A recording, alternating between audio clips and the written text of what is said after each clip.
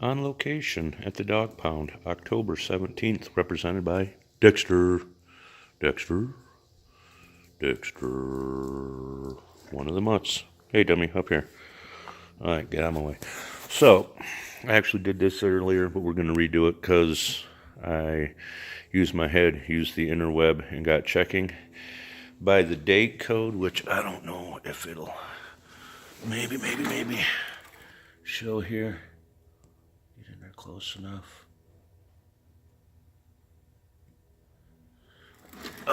Between that, even though the numbers match up, could be anything back to 68.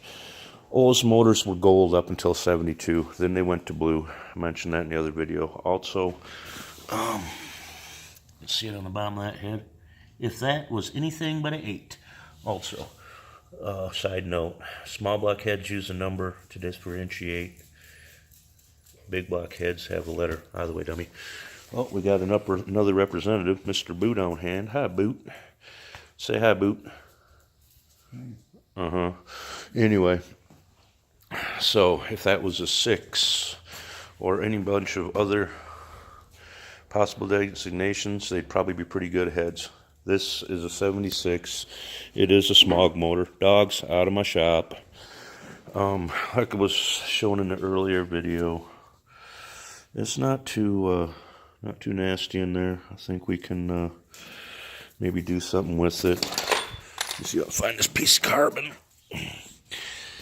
If this was a percentage of the carbon I pulled out of the intake, I'd say that's like 10%. The whole valley down through here was all full of this shit right underneath the intake manifold. Most carbon I've ever seen in anything.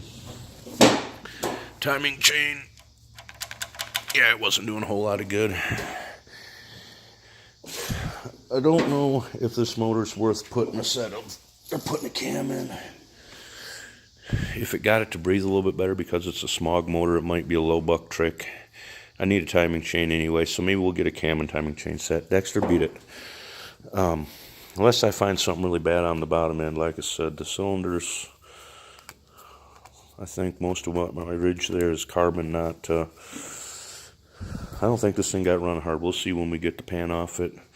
I did run about half a pan of water out of it before I got oil, so... But that should have still just kept the oil up around the journals. Hopefully we ain't got nothing too rusted up that we can't clean up and salvage. Miscellaneous, like I said, it was most definitely a blue motor. And I want to say blue motor started 72. Can't remember. So, this, I'm almost 100% sure, is a 500. It could be a 472 with an Olds pan. Olds pan, Eldorado pan. If you find that pan on a motor and it looks like it's supposed to be there, it's a good chance that it's a 500. Huh? Thing's got at least one new freeze plug in it. That's a little odd. Wonder how the other ones look up in there. Yeah, we'll see. We will see. Anyway. This one I picked out of the back of a 73 Eldorado. It's a project car. Check the number. The block number for caddies is redunculous. I need to find that little pad like on the front of the Oldsmobile. I bet you all of these have that somewhere. But anyway, I'm about positive that's a 500. And I'm hoping it'll run without too much fucking around. This one is another Cadillac motor. It is either a 368 or whatever the hell it is, or a 425. Easiest way to identify these motors is this goofy square pad right here. Y'all can see what I'm talking about.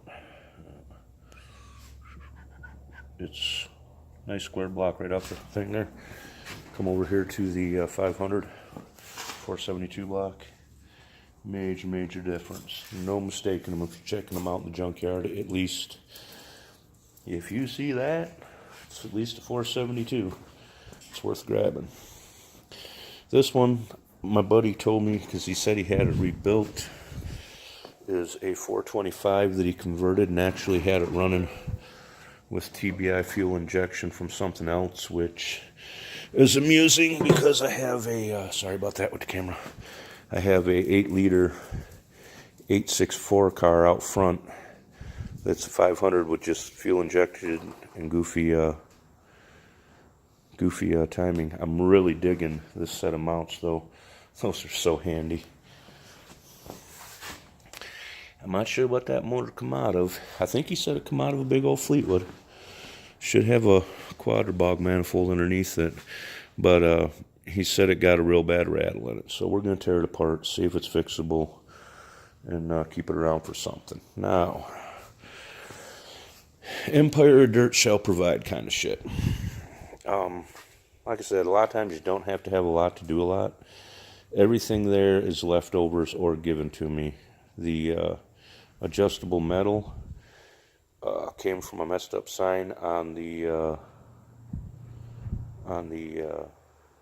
road when I had to do a tow. The red metal is some more of a gacked up motor hoist that I used part of the metal out of. The handlebar come from out nowhere. The radiator was given to me. We got to take and make some pads to set motor mounts on, and then also some pads that stick up, so you basically will we'll do a dowel pin and a bolt for caddies for these. We might go ahead and make a plate, but backside for plate, front side for back of the motor here. Motor mounts there. We'll make stand for the radiator. We'll probably put a little spot for on-off button, battery box, whatnot, and make a proper run stand out of it. Now, if some of you out there want to be negative Nellies and say, well, you got to have all that to run a motor. Bullshit. I have started motors on the ground. It's nice if you still got a transmission hooked up to them. Make sure they're in park and there's something in the output shaft, but you can start them on the ground with some blocking. Damn it, I keep getting out of focus. Sorry, folks. Now, these little stands, like these two small blocks around that come from Horrible Freight, those things are outstanding for just doing a quickie. I'm going to fire it up test. So, anyway, a lot of stuff in here. My whole point is made out of leftovers. The torch cart, the motor picker, my vice stand, just stuff. So this is the Trans Am motor. This is most definitely a 305 smog motor, most likely, with some Excel parts on it. We'll use it. I'm not sure if it's going to go into El Camino or not. This one's most definitely a 350. I need to get it started because it was rusted up in the back cylinder. It's probably going to smoke. We'll see what happens with it. Its numbers claim it to be a truck motor. I know Chevy has a pad. Like I said, I'm pretty sure all of the, sorry folks, all of the companies have that pad that shows date code. There's always date code on them. There's always a way to figure it out and find out what motor it is if you do enough research. Use the internet. I used to be hard-headed about that. Use the internet. It's handy. Like I said, 350 Smog Dog motor, but we might be able to do something with it. Just haven't made up my mind which where's what's going who. I'm really half tempted to use one of the small blocks in the wagon just to lighten it up, but if that 350 was for shit, even though it's a little heavier, I'd probably run it because I got a guy that's part of the Gambler crew that needs a proper 307 for something he's working on. Anyway, so we're going to be trying to get this bad boy running soon. We've got distributor we need over here and whatnot. Got the run stand. Pieces parts for the El Camino. Was cleaning pieces parts for the El Camino this morning, getting some of the nasty off it. Might have enough stuff to do a proper serpentine. Bell housing cleaned up pretty good. Motor mounts not so much. Starter pretty good. But anyway, so that's what's been going on the last few days. We've been playing with motors, building stuff. I got to go into town. I'm going to check around. I might have some plate that I've forgotten about. But otherwise, like I said, right now, all I got into this is time and some wire, welding supplies. So, and oops, as soon as I get a motor set up on there and ready to fire and test it, see if we shake it apart, I'll do a video. So, like I said, live from the dog pound, inner sanctum area, dummy dogs tearing up my yard. Dexter, what are you doing, Boot? Dogga boy. Come here, throw me a paw. All right, that's my boy. All right, y'all. Hopefully you see something you like, watch. I know, place is a mess. We're working on it. The 2 Cadillac motors were just literally sitting out here. It's nice to get them in, get them on stands, taking up some room.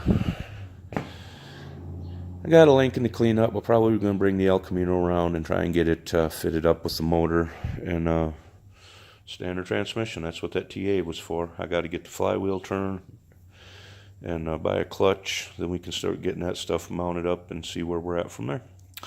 All right, like I said, if you like what we're doing, have time to watch. You know the YouTube routine. Till next one, hope y'all have a great day. Bye.